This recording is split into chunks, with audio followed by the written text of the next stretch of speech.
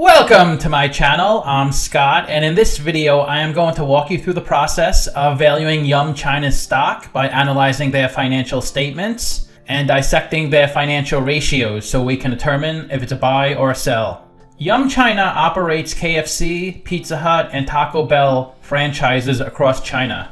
It also operates Coffee and Joy, a coffee chain, East Dawning, a Chinese fast food restaurant, Wang Ji Wang, a hot pot restaurant, Little Sheep, also a hot pot restaurant, and Lavazza coffee shops. It has exclusive rights for KFC and Pizza Hut in all of China.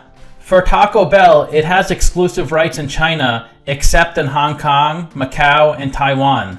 It owns 100% of Little Sheep, Wang Ji Wang, Coffee and Joy, and East Dawning. Lavazza is a privately owned Italian coffee company. The company is headquartered in Shanghai, China, and was founded in 2016. It went public in 2016 and trades on the New York Stock Exchange, Mexican Bolsa, Deutsche Börse, London Stock Exchange, and the Stock Exchange of Hong Kong. It has over 10,000 restaurants across 1,500 cities in China. It is the largest restaurant chain in China. It was spun off from Yum Brands in 2016, becoming an independent, publicly traded company.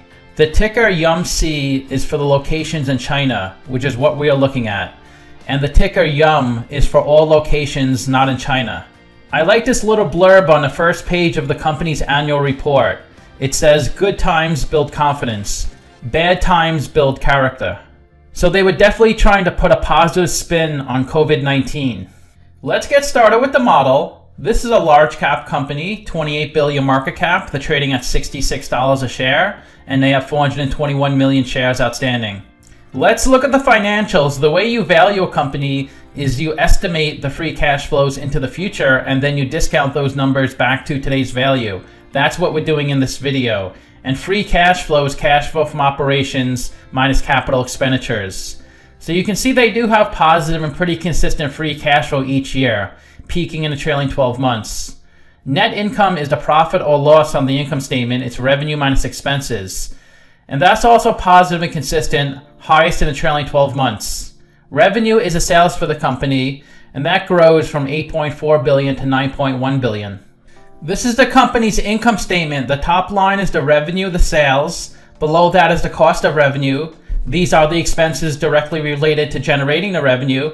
An example is the cost of labor and the cost of food at its restaurants. Revenue minus cost of revenue gives you your gross profit, which peaked in the trailing 12 months at 1.5 billion. Then below that is operating expenses. Examples of these are marketing and depreciation. Gross profit minus operating expenses gives you your operating income, which is also the highest in the trailing 12 months at almost 1 billion. Then below that is the interest they pay in their debt. Then below that is other income and expenses. These are gains and losses outside of its core operations. And the bottom line of the income statement is their net income, which is positive every year. This is the company's statement of cash flows. The top line is operating cash flow. That's how much cash the company generates from its operational business. You could think of operating cash flow as net income converted to cash, because net income is your accounting profit and loss. It's not actual cash. You can see they do generate a lot of operating cash flow each year, over $1 billion every year, the most in the trailing 12 months at 1.4 billion. Then you have capital expenditures, which are investments in property, plant, and equipment. So when a company wants to get a new restaurant, it may lease the location, which doesn't affect CapEx. But if they buy the actual real estate to build the property, then the cost of that real estate goes into CapEx, and then it's depreciated over time onto its income statement. Operating cash flow minus CapEx gives you your free cash flow. And they do have a good amount of free cash flow each year. They do pay a small dividend each year, but another way to reward shareholders is to buy back stock. They bought back 300 million in 2018 and 265 million in 2019. When a company buys back stock, it decreases the shares outstanding, making your shares more valuable. But it looks like they issued 2.2 billion of capital stock in 2020. When a company has sufficient free cash flow and it issues a lot of stock or takes on a lot of debt, it's likely they're using that to acquire another business. I think they were using the proceeds from this capital stock to acquire Wang Ji Wang. They acquired that company last year. That has more than 640 restaurants. Although this company does have a good amount of cash on their balance sheet, They probably want to keep a certain cash cushion, so in order to keep that cushion, they had to issue more capital stock. Let's look at the capital structure. $6.4 billion of equity, $2.4 billion of debt. They're 73% equity, 27% debt. Their net debt is negative $1.8 billion. So they could pay off all the debt with the cash on their balance sheet and still have $1.8 billion of cash left over. Their WACC is 8.2%, and that's a discount rate we're going to apply to the future cash flows. We estimated 4 years of future free cash flows. We also estimated the terminal value, which is all cash flows past year 4, that's $17 billion. We discounted those numbers back to today using the weighted average cost of capital. We get a value of the company of $15 billion. We divide that by 421 million shares. And we get a calculated stock price of $36. They're trading at $66, so they're trading at an 81% premium. It's a strong sell according to the model. Simply Wall Street values the company at $58, so they're also saying the stock is overvalued. 7 analysts priced this stock, and the average price target was $79. So you can see there's a lot of opinions on a stock price. You can get really low valuations or really high ones. Everybody has their own opinion. I try to stick to the financials and estimate the free cash flows based off of that. I also try to estimate the future of the company a little bit as well, but I do try to stick to the conservative side so I don't overvalue a company. This is the stock price since it started trading, so you can see it's pretty much only gone up. It has dipped a little here and there, but overall it's been on an incline. If you held the stock at least a year, you should have made money. This is the stock price the last 12 months. So about 12 months ago, the stock was trading about $50. Now it's up to $66. It hasn't gone up a ton, but it's gone up nevertheless. The company pays a quarterly dividend of 12 cents, and their dividend yield is 73 basis points. To calculate the dividend yield, you could just multiply the last dividend payment by 4, that's 48 cents, and then take that number and divide by the stock price. They pay out 21% of their net income and 23% of their free cash flow. So they shouldn't have a problem maintaining the dividend. If anything, I could see them raising their dividend in the future.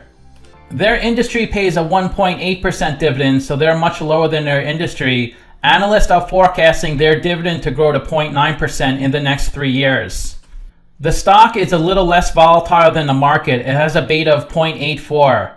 The stock has gone up 29%, the S&P 500 34%. So you would have been better off investing in the S&P 500 than this stock. The 52-week low was 48, the high was 70. The stock is trading above its 50-day and 200-day moving average. About 2 million shares are traded each day on this stock. Almost all the shares outstanding are on float. 87% are held by institutions, and over 4% of the shares on float are shorted. In the past year, this stock has done worse than its industry and the market. But in the past 3 years, this stock has done a lot better than its industry and a little better than the market. Analysts are forecasting their earnings to grow 12%, its industry 45%, and the market 16%. And analysts are expecting their revenue to grow 9%, its industry 21%, and the market 10%. So the forecast is for their earnings and revenue to lag the market and its industry. In the past 5 years, their annual earnings increased 14%, its industry decreased 6%, and the market increased 12%. Pretty impressive numbers. But in the last year, their earnings grew 72%, while its industry went down due to COVID 8%, and the market grew 22%. If you put $10,000 into this company when it IPO'd, your investment would have always been positive. There was a little lag here, but then the stock went way up to almost $27,000. That's a 23% annual return. The biggest shareholder is Invesco, which owns 10% of the stock. That's a valuation of $2.8 billion. BlackRock owns 29 million shares, 7% of the stock. Then JP Morgan, 4.2%. Then Primavera Capital at 3.9%. Then MFS Investment at 3.35%. People used to call MFS Massachusetts Financial Services. Let's look at their financial ratios. The average PE in the market is 33, the median is 22. PE is stock price over earnings per share. To calculate earnings per share, that's net income over shares outstanding. They're at 29.1, so investors are paying $29 for $1 of earnings. That's between the market median and average. Price to sales of 3.1, which is pretty good. Price to book of 4.3. And the way you calculate price to book is stock price over book value per share. To calculate book value per share, that's equity over shares outstanding. Equity is assets minus liabilities in the balance sheet, and they have $6.4 billion of equity, $5.2 billion of tangible equity, because they have $1.2 billion of intangible assets on their balance sheet. A company gets intangible assets on its balance sheet when they acquire another business for more than its net assets. They have a 15.4% return on invested capital. That means every dollar they invest into their company, they get a return of over 15%. And it costs them 8.2% to obtain financing through debt and equity. So that means every dollar they invest into their company, after they get financing, they earn 7.2%.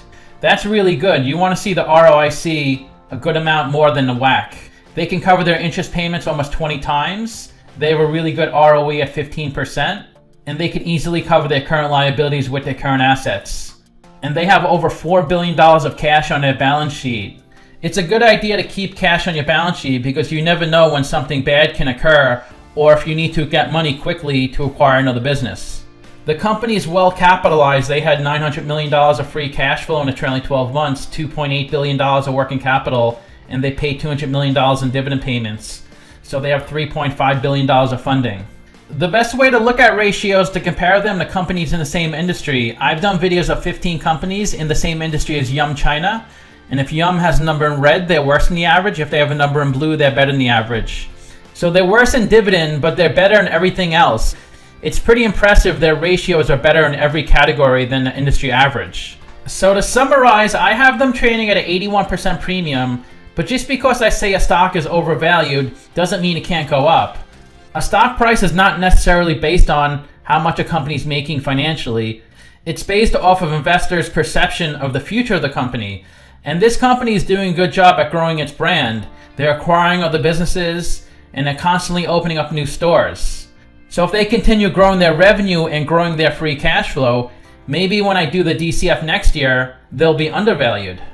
I rank their free cash flow 6 out of 10, their revenue 7 out of 10, and their ratio is 9 out of 10. So let me know what you think. Give this video a like, subscribe, or comment below. Also, if you'd like to get a custom valuation, or just support the channel, you can become a member by clicking on the link in the description below. Thanks for watching.